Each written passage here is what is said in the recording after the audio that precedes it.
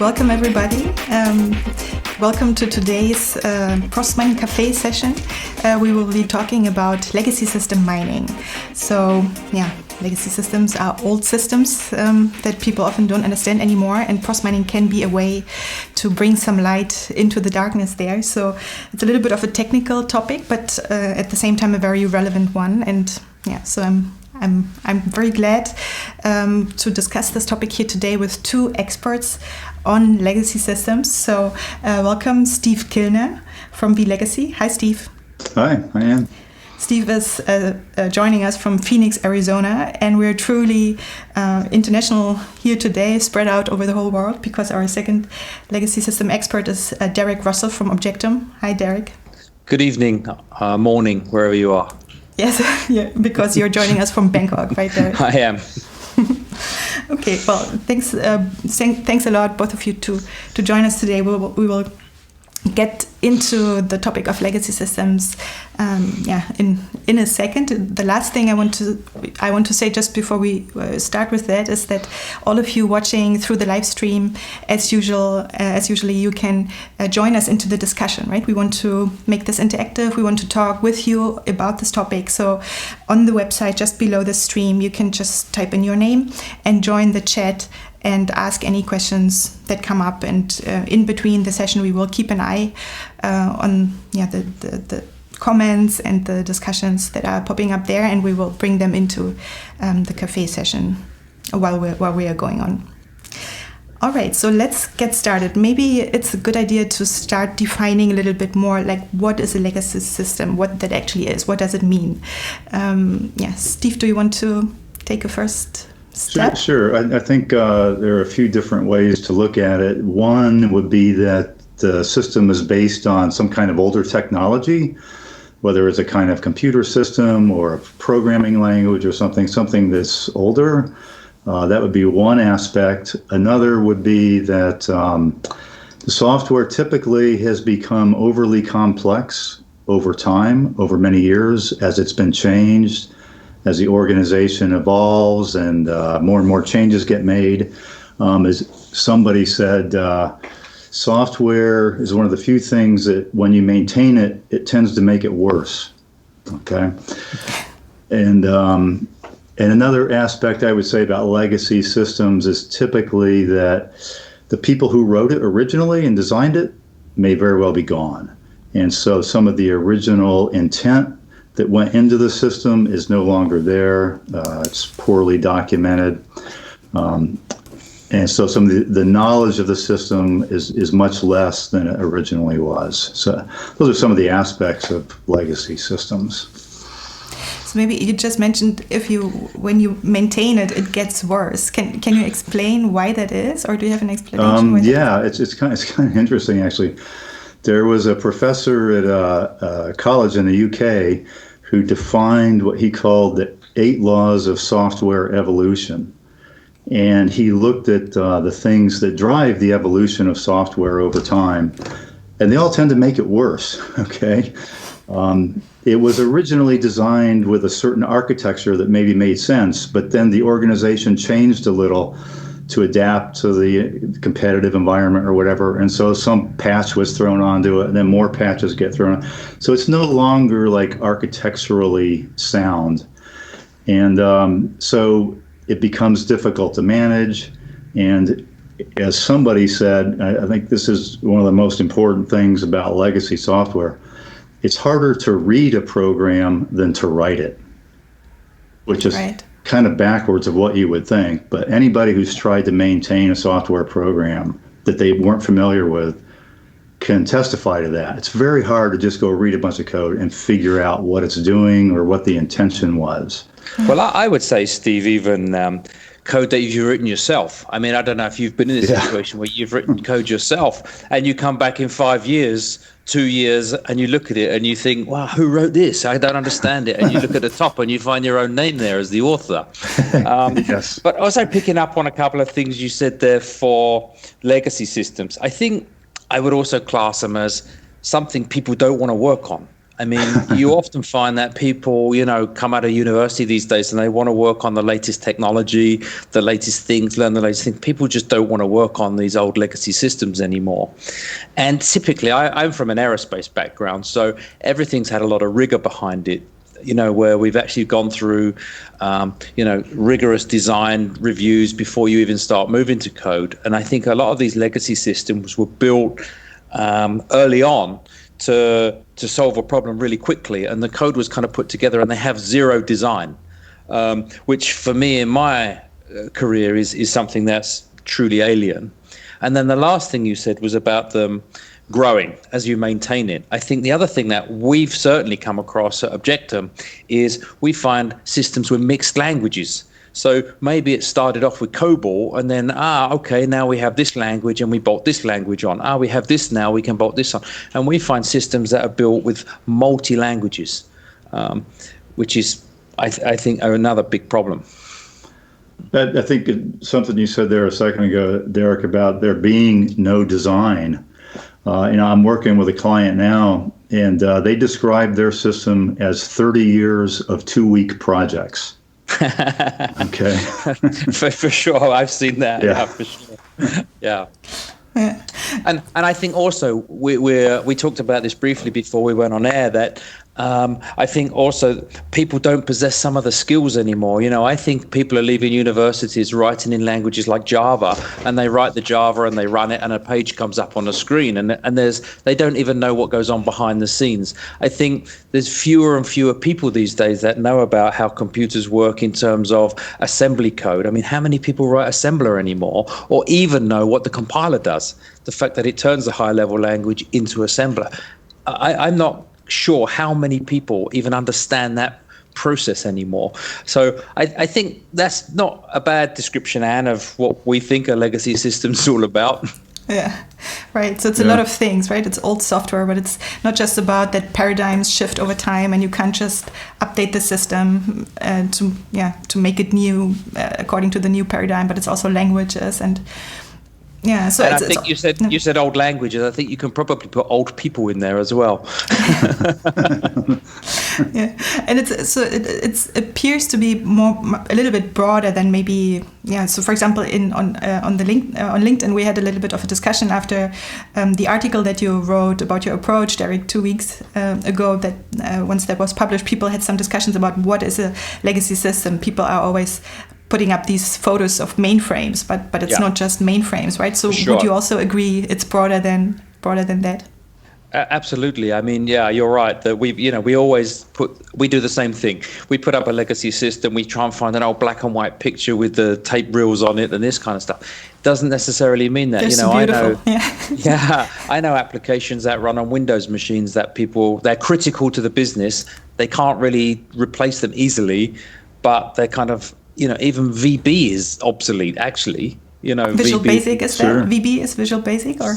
Yeah, Visual Basic, for sure. Is not supported by Microsoft anymore. They've got to move up to .NET versions and all this kind of stuff. So It's not old. It's not just old languages like COBOL and RPG and all this kind of stuff. It's actually even stuff that runs on machines we have today. Yeah, you just said critical, right? I think that's one of the aspects, is that although these systems are very old, they're often really important, right? And people are scared to touch them. Again, we had this discussion, Steve, before we went on air, that people are terrified to touch them because they're so critical to the business that, and we've seen many clients where there's just like one guy that's worked on it for the last 20, 30 years and is the only guy that knows how it works. And he's the guy that you go to change it if you need to make a change. And they're terrified. It's such a risk for the business. And it's that. Another aspect is that while the software is old and confusing to understand, you don't necessarily know how it's actually being used in the business. Who's using it, when they use it, in what sequence relative to other processes. And that's where process mining actually comes in and adds a real benefit to understanding that. For sure. And, our technology, what we came up with came out of this because, we've been working on applications that have got 10 million lines of code. And I'm fairly sure that all 10 million lines of code are not used anymore. And so, when you have built these systems, you built another function, well, what about the stuff you don't use anymore? That's not taken away. It's still in the build of the software. And so you don't know which parts of the software are obsolete anymore. So hopefully this process mining and looking at the dynamics of the software can help us find out which parts are obsolete. Because certainly if you want to migrate to a modern platform, you don't want to migrate the obsolete stuff. Yeah, that's an interesting aspect, right? So if only 70% or maybe even 30% of the system are used today, then you don't want to include those 70% that are not used in the new system. So that's one of the goals also. Exactly.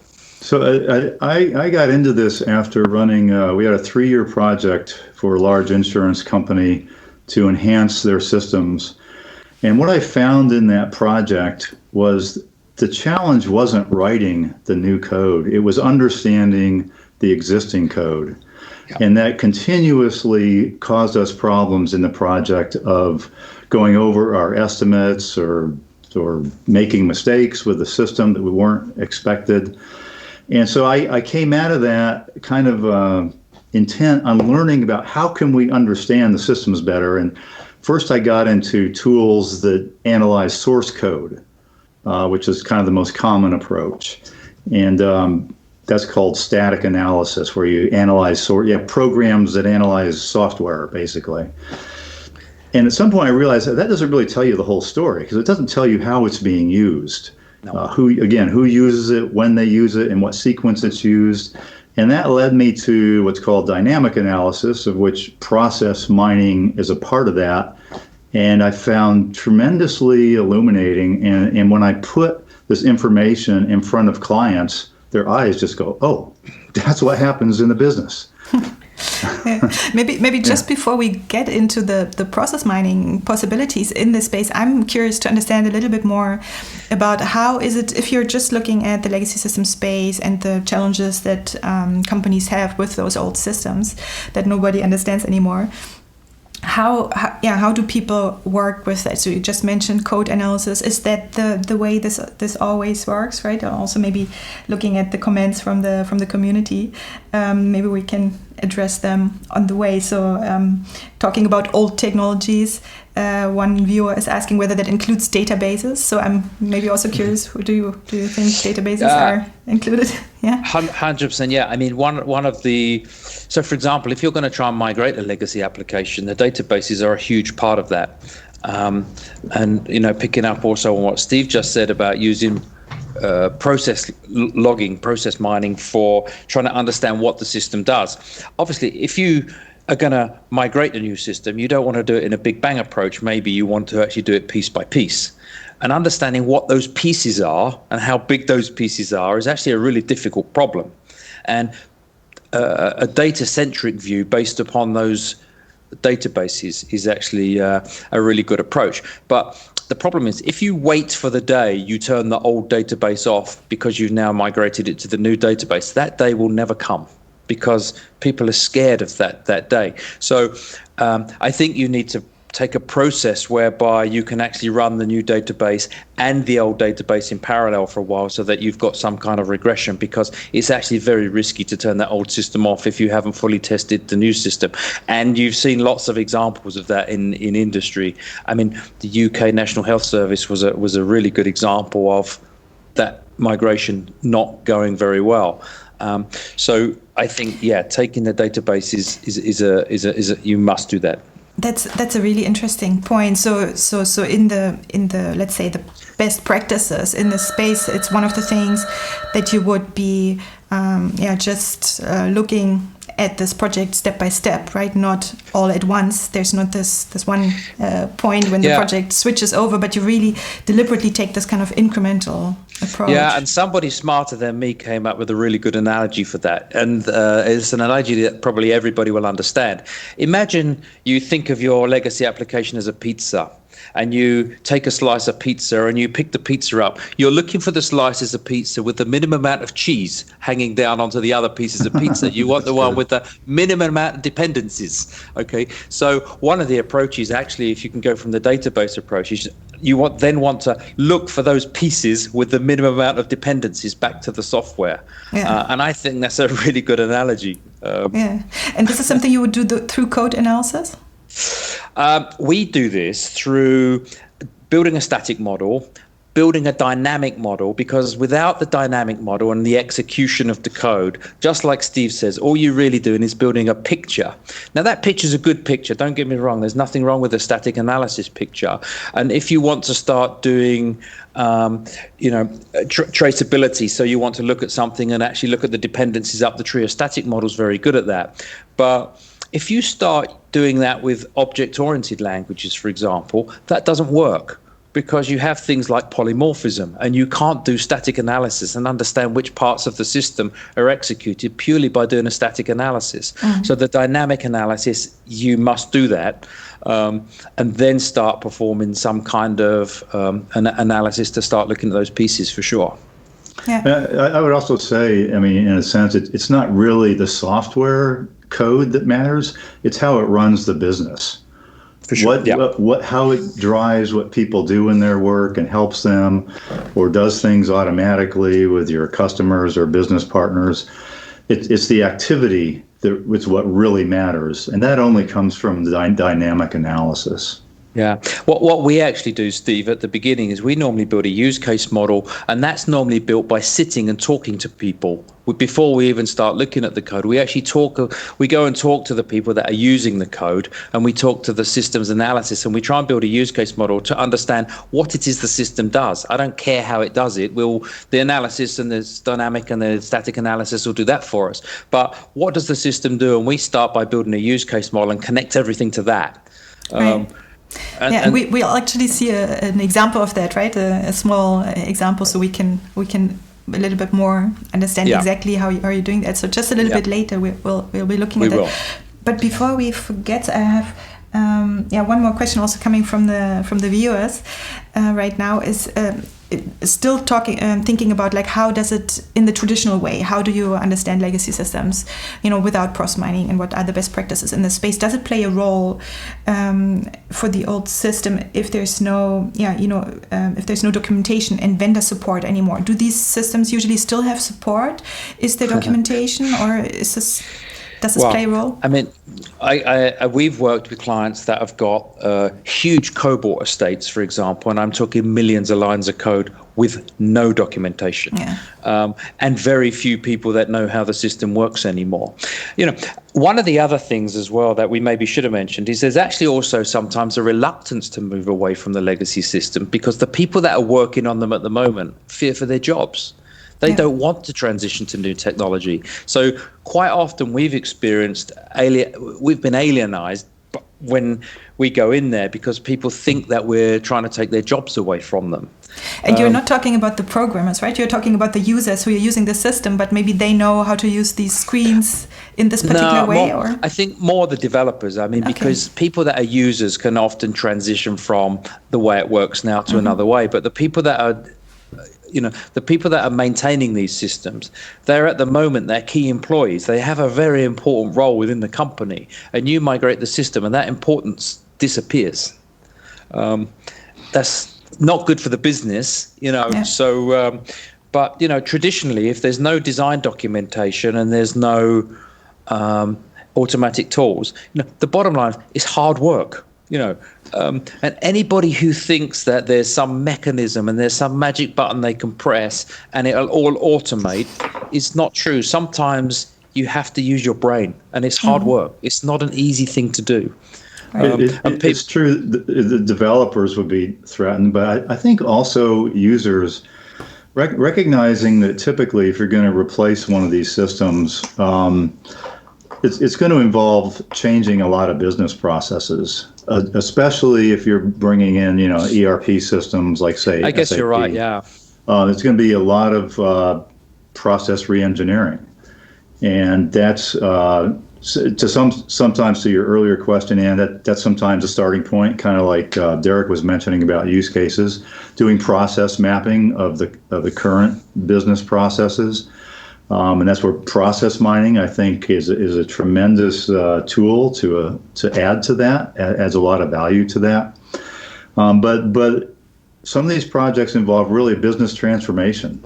That's an interesting aspect that I actually didn't think about before that much in the context of legacy systems. It's something that we are very used to be aware of in the process mining space, because for any process improvement projects, with or without process mining, you always have that challenge, right? That the people who are driving the change, it's a good idea if they are trained and have special skills in kind of change management, because people don't want to change, but bringing them in on this journey, involving them early, making sure they feel that this is something that they are part of, and that's helping them rather than something that's coming from the outside and being put on them is really important for the acceptance of the new process. Otherwise, they will just go back to their old way of working. And I didn't really realize that this is also a really crucial aspect with respect to such an old system, but I can see that. That's, I think, a very important point.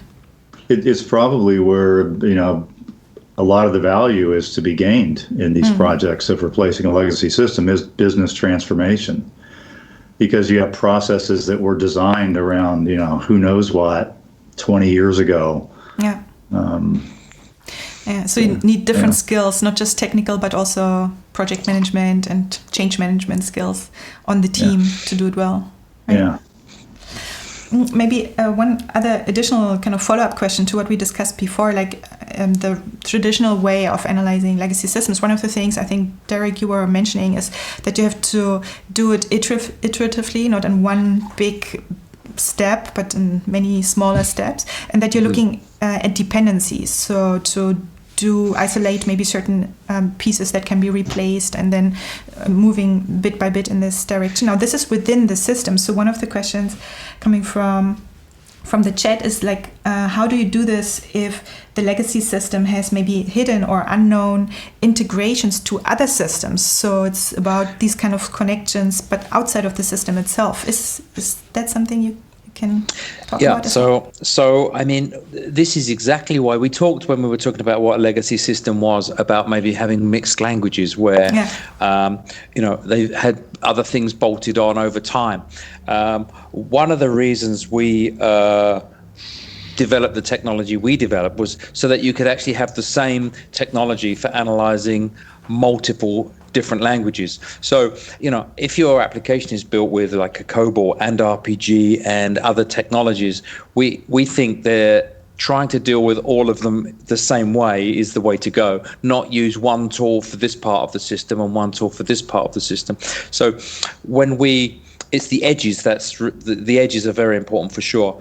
And so when we statically analyze the application, we actually look at the starting point, the use cases, and the entry programs, and the endpoints being the database and the edges, as well as looking obviously what's in the middle. And then when we do the static analysis, we build sequence diagrams that show kind of what parts of the system call which other parts of the system. And you must look at those things. You have to use some brain power and look at the results that come out of these tools. And I think that's a big step that people underestimate, using the brain to look at these things. One of the guys in our company is always mentioning that you need to use your brain. And for sure you do. You can't. A lot of these tool vendors will sell you a tool that say, look, you just press a button and it will give you this picture that shows you what your code looks like. Well, okay, great. But you need to do something with that information. And that's the bit that's missing, I think, quite a lot of the time, which is why we actually ended up developing this addition to our technology for generating these logs to do the process mining, because I think you have to do that analysis work to understand. And I think it closes the loop for us, because typically we've started with the use cases and we've taken the database as the two ends of the application. But like Steve said, there's another part to it, which is the business processes.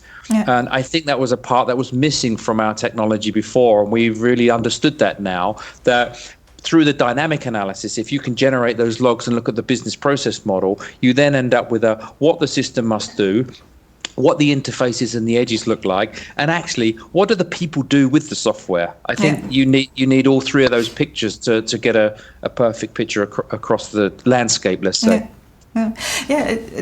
Indeed. So let's maybe come to the process mining part of this. So I think it has become clear also from the discussion now is that process mining has multiple functions or can help in multiple ways. So on the one hand side, we have this technical aspect that we mentioned before, maybe not even all the parts of the old systems are used, so you don't want to replicate the 70% that are currently not even used anymore, but focus on the ones that people are using. But even beyond the technical aspect, to support the process transformation in the classical understanding the process and how the business is run aspect, process mining can provide this insight into the dynamic behavior, right? So I think these are the two maybe that we have identified so far. Is there anything else perhaps that you would want to add?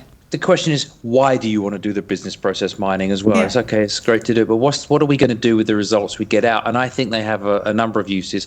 For us and our clients, the use is actually helping them understand which parts they're going to shift when.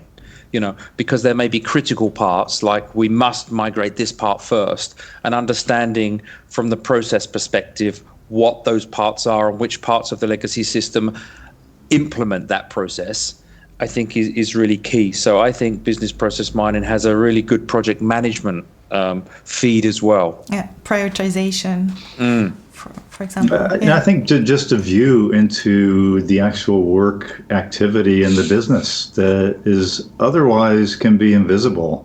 And how, say, an order flows through a business or claims flow through a business and who touches it and when and so on. There's not typically an intrinsic way to see this information. Yeah. And it gets to be if you're replacing your system, the change management process of your workflow that needs to, and so you need to understand what's happening now and where you're going to. That needs to be managed and training needs to take place. Yeah. But actually, it's possible that what comes out of the process mining means there's no change to the software, but just a change in the way people work. For example, like through the process mining, you might discover that invoices are getting stuck somewhere for a long period of time, or they're getting rejected and have to be resubmitted again, rejected and resubmitted, and that all takes time and it costs money. That may not even be a change to the software; it just may be a change to the way the business does their processing. And you can't see that. You can't see that without the picture that you get out of Disco that shows you where you might be getting stuck. Yeah, that's the classical process mining, understanding the process use case, right? What process mining is made for. Yeah, exactly.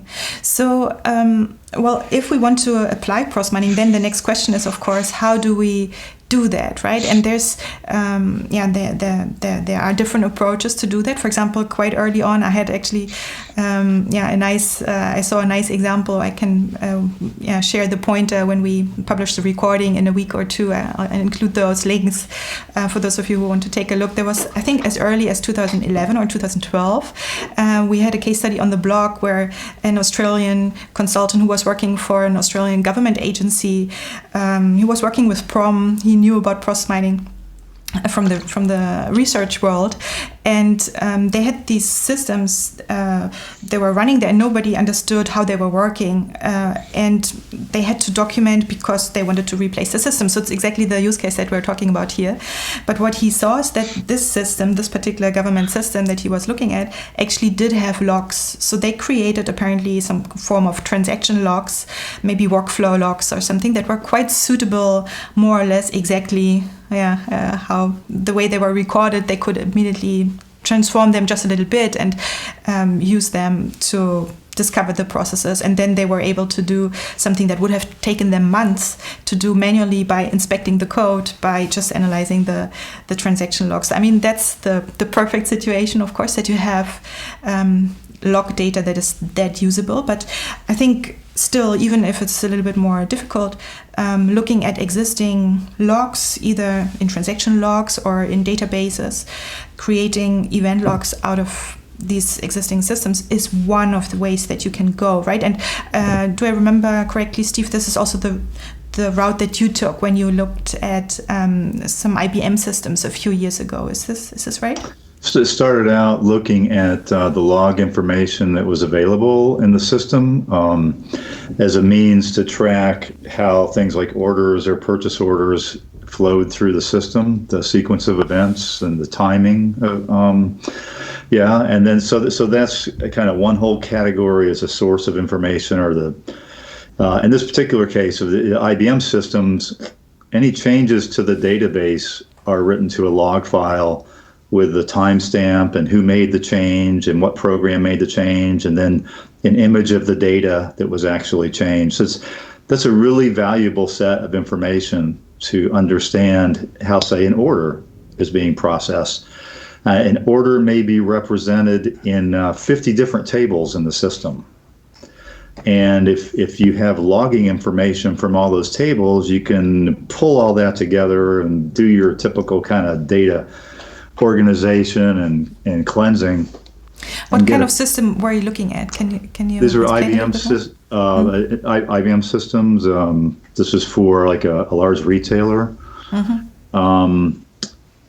so that's part of what I did, was to find, say, an order is represented in all these different tables, or a purchase order is in all these different tables, and then pull the log information for each of those and bring it all together, and then feed that into process mining. And it really gives you a view of how things flows through the organization.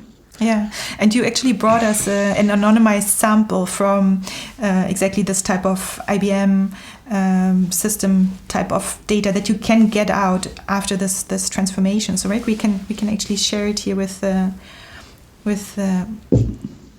viewers. So let me just bring up the example on the slide. Can you see it? Yeah, the slide is visible.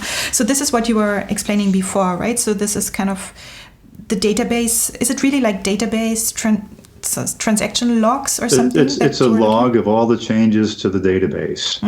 And so this is just a little example of like what you would see. There's a timestamp, and then what table was affected, like the purchase order header, and then a record was inserted, or there's the image before it was updated, then after updated, and then there's can be a delete image, then who did it, the user, job, Mary, Tom, or maybe something in the system did it, and then a particular program that made the change, and then an actual image of the data that was involved. And so that's what I was working with in this IBM system, is this across, like I said, many different tables and pulling it all together. Yeah, and to take a look at what then comes out of it. So if we look at the anonymized sample that you shared with us in Disco, we can just see, basically the similar structure, right? So the case, what would that be then? The purchase order? Yes, that's like the purchase order. Right, and then the activity name is like the program. That's like a program name. That's a program name. Yeah. And then a little description of it. Yeah. Okay. Yeah. So that was something that you had to manually add, right? This description wasn't in the system. Yeah. Right. That's right. Yeah, that's exactly the same situation again. It doesn't go automatically, but you have to look at it with understanding of the system to add this kind of meaning, right? Yeah. It takes some work to put all that together. Right. And the resource and the timestamp. And so once we input that, I think how many do we have? Let's make it a little bit simpler here. For example, just looking at the 50%, for example, the cases. We can see for just 399. So this is 400 cases. So it's a small data sample, but already gets quite complex. But we can see basically it's the process flow relating to this, the processing of the purchase order, right? Right, exactly. Yeah, we can see certain finalization steps.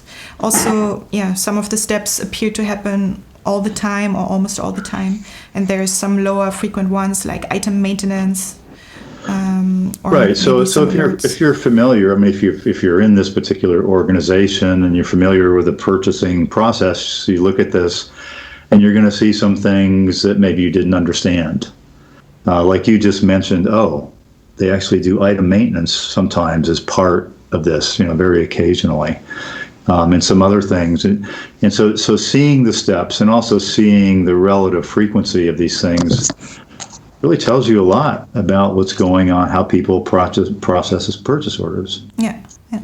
And that's a little bit like Derek, what you were saying before. So the use case of maybe here it's not even about replacing the system, it's just understanding about how the process works, right? So in this case, if we wanted to see, for example, just maybe understand like the performance dimension and see where does it take a lot of time, for example, we could look at the bottlenecks in this process, and then we would, for example, see, like that would be kind of a typical cross-mining analysis that you see, for example, okay, one of the big bottlenecks here is after actually archiving the process until some kind of master data update that is happening. So maybe if I'm doing this analysis from a more understanding the process and process analysis perspective, maybe that's not so relevant. Maybe after the archiving that regularly there's some master data updates happening, maybe that's not something that I want to include in my analysis, right? So for example, then in the cross-mining tool, I would actually remove that step and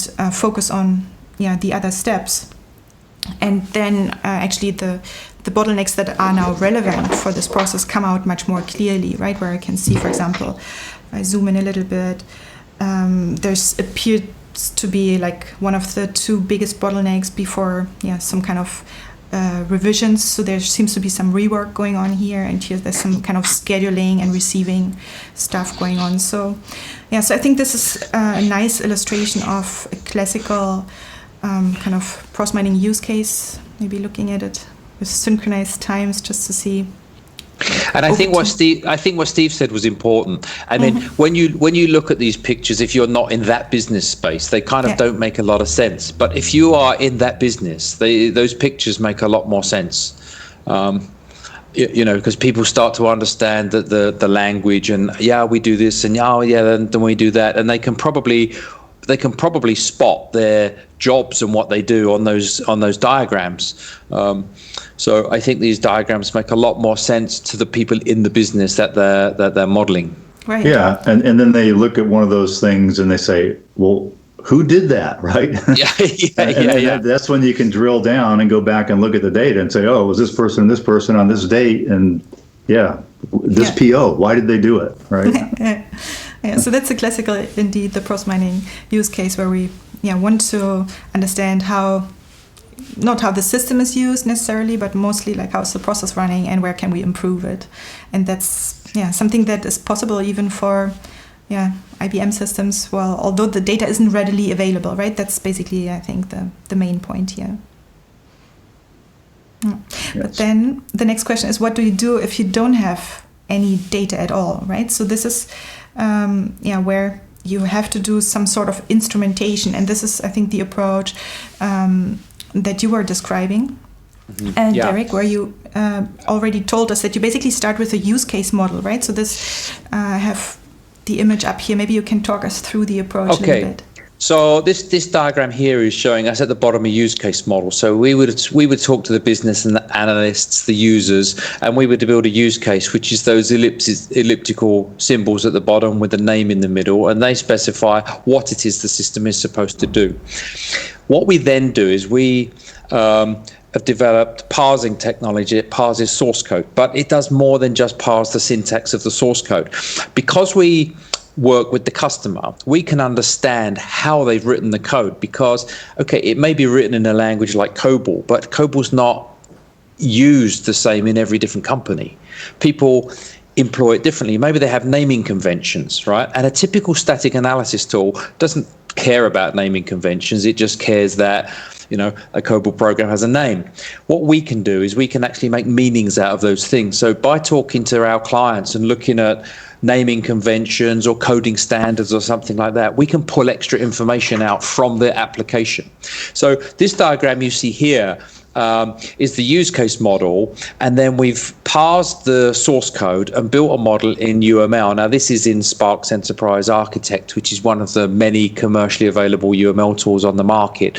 All of them have APIs, so we can generate these models automatically. So we've actually parsed the source code, and what we've then done is we've produced this model automatically, but we've connected the use cases to the starting programs. That's a piece of manual work, because you won't automatically, or you won't necessarily know where the program starts for each of those flows. So the piece of work you have to do here manually is connecting the use cases to where it starts. But all of those other dependencies we can automatically create when we generate the static model. And we generate this static model from the source code and from the database schemas as well. So we try and analyze the database schemas and build a data model that's got a picture of what the databases look like, with all the fields and the tables.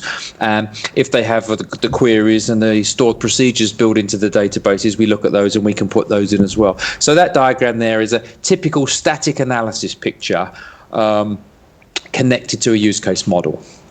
Yeah.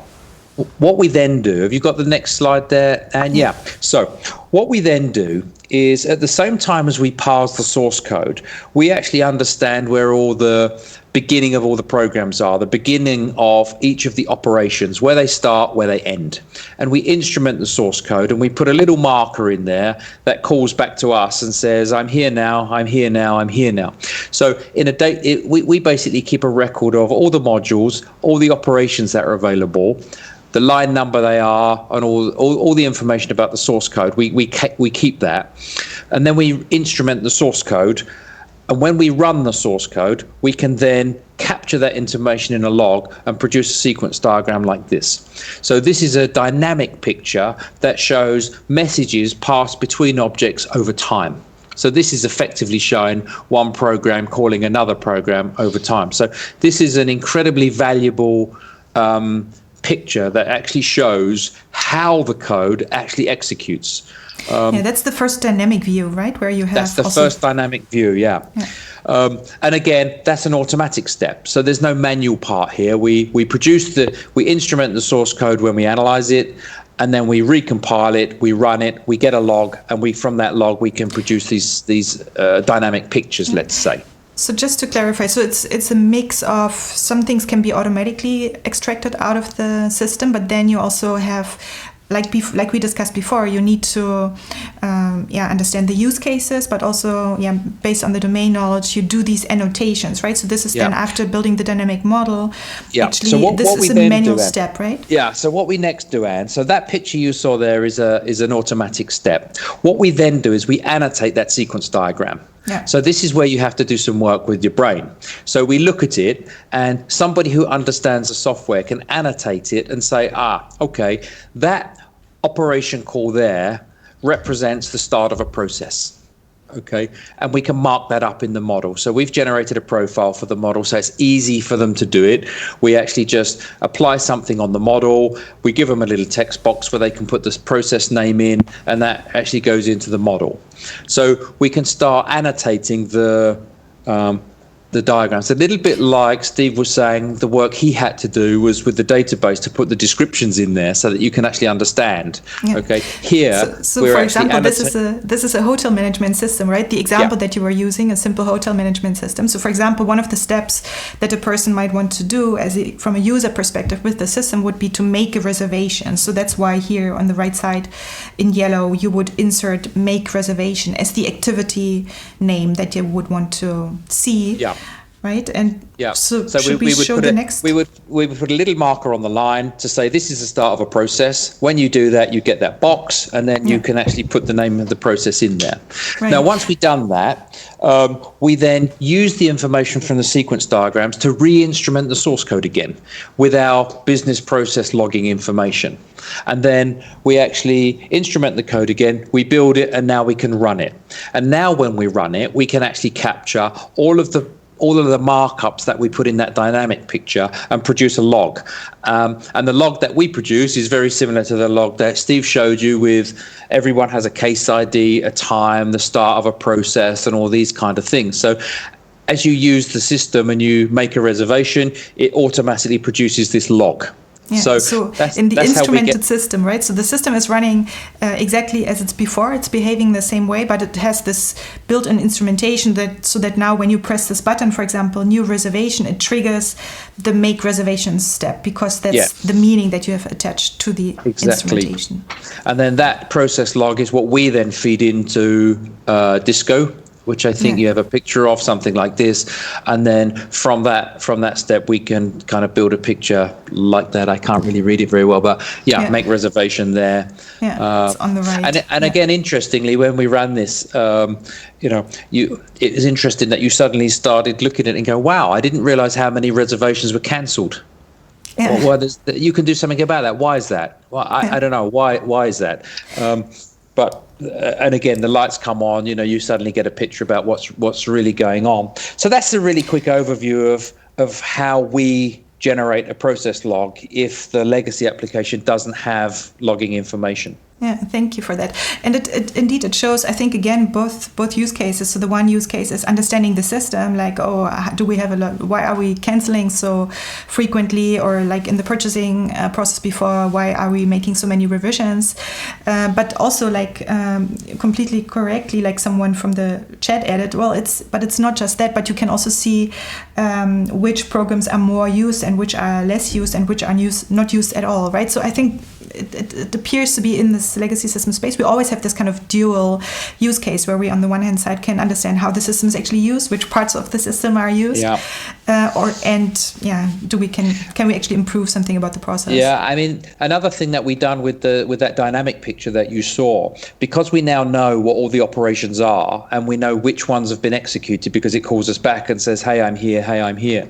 We have a coverage dashboard that actually shows us, well, from this object here or this program here, some of the operations are never called, or these ones are called a lot, and we can start actually using that for understanding the obsolete. We can actually build a picture of which ones are never called. So if you've actually executed all your use cases and you suddenly go, well, all of this bunch here has never even been called. Well, why is it there? Yeah. Exactly. Well, one other thing I'm interested in. So you are, Derek, what you have been doing here is you're building these models, static, dynamic, and then you build the instrumentation based on these models. But I remember, Steve, at some point in time, you told me about a project where you were also using instrumentation, so not like the IBM example that you discussed before, but actually you were building in some instrumentation for a client by instrumenting, I think, the menu calls or something like that, right? Yeah, that's exactly right. I think what we were looking at there is an example of, so that if you use the database logging information, that tells you when people are updating data. It doesn't tell you when they're just looking at data. Mm-hmm. Okay, so that's where we added instrumentation in the programs where they're just looking at data, and so then we combine that with the database logging, and that's really the most powerful view, right? You got it all then together: instrumentation data plus your database logging data. You're really seeing all the work activity that's going on in the business. Yeah. Yeah. So what was the reason for you to make this instrumentation for this client? Well, it was first to understand the existing system for support purposes and maintenance. At this point, it's become about replacing the system. And as part of that, like we were talking about earlier, process transformation, understanding how they currently work. I mean, because if you think about it, depending on the particular industry, most of the work in a business might be occurring in the computers, right?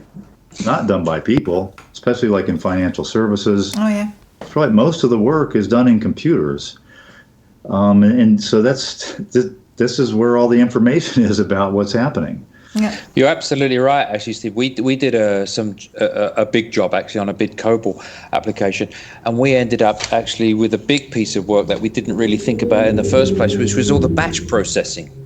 All the batch processing work that goes on at night time when all the people have gone home. That was like 75% of the processing that was going on. So without capturing that, you lose a big part. You're absolutely right. That's exactly the experience we had. Yeah, that's an interesting point. We often focus on the human-centric processes with process mining, but sometimes there are also interesting examples. For example, at one of our process mining camp presentations, I think it was the Van der Lande story where they built kind of packaging systems and also so package handling, automatic package handling systems, and they were in a kind of a support call. There was something going wrong, and by looking at the loggings, they could see that actually the delay to one of their ERP systems was causing the packets to loop, more than once because they weren't fast enough to give the answer back, basically to give the correct routing destination where they should go in the whole automated sorting system. So it's like there was an article, this was written a number of years ago, but it's called something like the second economy. And the second economy is basically machine to machine, computer to computer across all these businesses through APIs and EDI and all these things. There's a whole economy running between all these systems of all these companies all around the world. Yeah. I don't know how much process mining has been applied across companies. Do you know, Anne? Is that something that's been done very much? Well, what does happen is that if you're looking at the process from an end-to-end perspective, very often is the case that it's not just one team, surely not one person, but also not one team, but that multiple teams or sometimes even different organizations are working together to deliver the end product or service for the customer, right? So, but if you take this end-to-end process view and the collaboration that organizations have in carrying out this process together, you can take this perspective. And I remember one interesting scenario where this was particularly useful. It was an electronics manufacturer in Germany who was handling the refund process for their electronics product. So if you're returning kind of, for, I don't know, a broken MP3 player or something, it first goes to a repair center. And then if it can't be repaired, ultimately the customer gets their money back, right? So in this refund process where the customers basically apply to receive their money back as a refund, there were so many different parties involved. So the electronics manufacturer, obviously, it was their customer, so they had the biggest interest, and they were kind of providing the service workflow platform that everyone was using to fulfill the process. But the parties involved were call centers. They were all outsourced call centers because you could initiate this refund by calling the call center. You could also do it through the internet or going to the dealer where you bought the product in the first place. So all the dealers, all the shops where these electronics products were sold, they were part of the system. And then you have repair shops, which all were their own companies. So all of these different companies together, they fulfilled this process, but the electronics manufacturer was having, the damage if the process wasn't going well, because then consumers going to the internet complaining about the brand could, do serious damage to them. So being able to use that log data from that workflow platform to see where the bottlenecks are really helped them to then also renegotiate contracts with these external parties to make sure that the process was running better in the future. So it is an interesting I think aspect. That's a frontier of process mining is, cross-organizational data gathering and analysis. Yeah, exactly. So maybe also we were talking about the different approaches, like either using existing data, either log data if odd logs are there or transaction logs are there, or pulling it out of the database like you did, Steve, and instrumentation as a second approach if no data is there at all, to make the software in a new version where it actually records data that we want to see. Maybe one question a little bit towards the end could be, are there other approaches, right? So for example, in the LinkedIn discussion, there were some other ideas also, that maybe observing how people click, or, there could be different approaches. That used to be called screen scraping. I don't know if they still use that phrase, screen scraping, anymore, but they used to monitor basically the clicks and the button presses that people were making on the screens when they used to start looking at legacy applications that didn't have this stuff. I think that was before I'd even heard of process mining. That's what people used to do. Have you heard of that before, Steve? Screen scraping? Yeah, and I think actually in the previous process mining cafe, and somebody was in the UK was talking about they were monitoring how users were using the website, right? and if they were navigating it correctly, if it had been designed, so people could easily understand how to navigate it. I thought that was a pretty interesting use. There was a question actually in the LinkedIn conversation about it, wasn't there? Somebody said, "What happens if you don't have source code?" Yeah. I mean, that was one of the questions that came up. Well, you can't instrument if you don't have the source code. That's right. Yeah, but what do they also mean about? I wasn't quite sure whether when they asked if you don't have source code, did they mean the end users don't get the source code, or because somebody probably has the source code, right? I mean, the companies usually have the source code, right? They would. It's unusual that they've lost it. I mean, it's a fairly unusual picture, so they normally have it. But there are techniques available for capturing application, hooks. I think Windows even has an offering for that where you can actually capture the hooks. So it's not necessarily the best way of doing it, but there are techniques available if you don't have the source code. Yeah. So one of the questions also from the chat is I think a little bit related to that, which says, how do you capture contextual data such as events external to any system but important to the process at hand? So again, the whole discussion about different systems interacting with each other and these external interactions being also part of the whole system's functionality. The dynamic model will capture that. I mean, if you've instrumented the code and you're doing the dynamic model, obviously, if the event comes in, something will handle that event, and if the event handler is instrumented, that will get picked up. Yeah, exactly. Yeah, you got to get a log record somehow at some point. Exactly. Yeah, and you know what? There isn't a one size fits all. Every single legacy application is kind of different in our experience. Two implementations of COBOL are so different. It's unbelievable. You can't just go, okay, it's a COBOL program, we're going to do this. It doesn't work like that because the way it was developed, the way it's implemented, they're different things. Right. Yeah. Yes. I just saw that we got an interesting comment about referring to the screenscaping additional method that we mentioned before. What could you do if you don't have logs, if you can't do instrumentation? Looking at screens and button clicks that people do just from the outside. And Ian is completely right. This is, I think, closely related to the whole concept of RPA, right? Robotic process automation, where companies today are doing that, looking from the outside at the existing implications. They're not making any attempt to go into the system to understand the source code or to understand how it works, or even to get data or log data out of the system. They just look at how the systems are being used from the outside and logging on a very fine granular level, like where people click and what they're doing, and then trying to use that to build these kind of software robots on top who can then automate part of that.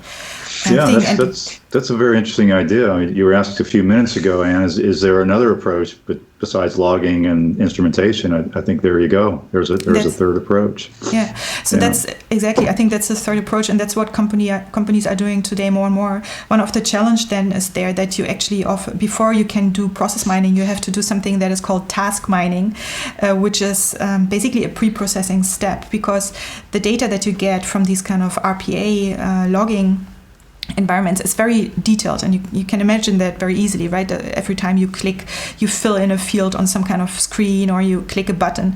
That by itself, it doesn't have any meaning. So if you would just put that into a process mining tool, even, you wouldn't be able to do any meaningful analysis. So basically what people are doing is that they do some sort of pre-analysis, which is called task mining, where they actually try to cluster these low-level events into activities that are meaningful on a process mining or process analysis level. So after doing this pre-processing step with task mining, you then can get to a data set that is suitable for process mining again. So that would be kind of a third route. Yeah, it's interesting actually, because that's an outside-in approach, right? That's looking from the outside into the system and looking at that edge. What's interesting is when we take the inside-out approach like we do, we actually filter out all of those things, all the mouse moves and the clicks and all that kind of stuff. It's noise that we don't really want to see. So it's interesting that from the inside approach, you don't want to see that stuff, but from the outside approach, that's what you're going to use to actually do the mining. That's all you have, basically. Yeah. And that again is using your brain to understand what do I have now, what's available, and how can I use that information for doing what I need to do. Yeah, exactly. Now, maybe to close, I'm curious. So both of you are clearly have worked in the whole legacy system space, have heard about cross mining, and clearly see that there's a use and a match there. But it's not very well known in the community, or is it? I would say no. I mean, I'd be honest. This is fairly new for us. The technology that we have for doing this static analysis, dynamic analysis, etc. That's technology we've been using on legacy system for 10 years now. But the application of it in process mining is totally new. Using a dynamic view for generating those logs, that's new for us. And I'd be honest, it wasn't something that we came up with. It was actually something that one of our partners said, your technology is perfect for doing this. And then we started looking at process mining, and yes, it was. So we added this part on to do it. So we're not really process mining experts as such. I think for us, we would provide the technology for generating these logs and leave it to experts like you guys for actually analyzing the pictures that come out at the end of it. I think who's using the process mining tool is an interesting question, because like we discussed with you would be building this instrumentation, then the application could produce those logs, but you would not be the ones using the process mining tool to analyze it. It would be rather on the client side where people have the domain knowledge. But I think, Steve, for example, you would be able in some projects probably to use the process mining tool to support a client with a particular problem, for example. Or do you think they would do this themselves, or who would be using process mining in this whole area? I think at this point it's you got to have some knowledge of how to do this, and plus there's a lot of work getting the data really organized to really give you the information that you need. Like you demonstrated just quickly in looking at that example, you filtered out a couple things and something, and that made it much more clear, right? And that takes some knowledge about process mining and some experience. Yeah. Okay, so the people in the legacy system world who could benefit from this, they would need to spend a little bit of time to learn more about process mining if they wanted to use this. Yeah, it's something that eventually will get more widely adopted, I think, but it's going to take a while. But it helps that there's a tool like Disco that's very intuitive to use, just to give you some credit here. Yeah, that's great. Thank you. Yeah, for sure. I mean, when we was doing this, we spoke with Fluxicon, and we got Disco, and it was very quick for us to generate something that was meaningful. So I agree. Yeah, and then that's great to hear. And then you still have to do the work and look at it with a human. Or how did you say before, Derek? You have to use some brain. Yeah, you have to use your brain. Yeah. Exactly. Yeah. Okay. Very, very, very well. So thanks so much to both of you for coming on. I really enjoyed this discussion. I think it's a really interesting use case for process mining. Like I said, we very early on we had some first examples from this Australian government organization, and I always thought there's so much more opportunity, but I don't see that many people actually really applying it in this space. So maybe we could make some people interested here today who find this and can either contact us or you and find some inspiration to try this on their own legacy systems, right? To apply it there. Is there anything else that you wanted to say before we close? No, I think I think I've said everything. Very good. Well, thanks a lot for again once more for joining us here today at this Process Mining Café. Thank you all who joined us live in the stream.